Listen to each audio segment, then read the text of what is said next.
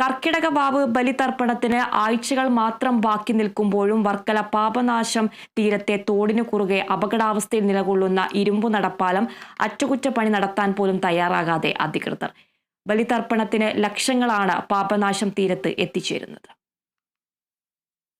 പാപനാശം തീരത്തെ രണ്ടായി വിഭജിക്കുന്ന നീർച്ചാലിന് കുറുകെയുള്ള നടപ്പാലം അപകടാവസ്ഥയിലായിട്ട് 2 വർഷത്തിലേറെയായി. നടപ്പാലത്തിന്റെ അറ്റകുറ്റപ്പണികൾ നടത്തണമെന്ന് നഗരസഭയോട് നാട്ടുകാർ ആവശ്യപ്പെട്ടെങ്കിലും നഗരസഭ ചെവികൊണ്ടില്ല.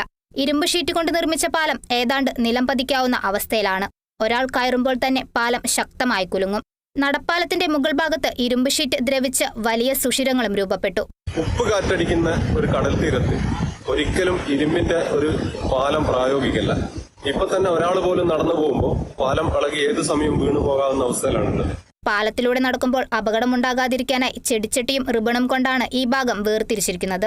ഇത് സ്ഥിരമായി ഒരു നടപ്പാലം ഇവിടെ നിർമ്മിക്കണമെന്ന് പല കാലങ്ങളായി ജനങ്ങളുടെയും നാട്ടുകാരുടെയും മറ്റും ആവശ്യമാണ്.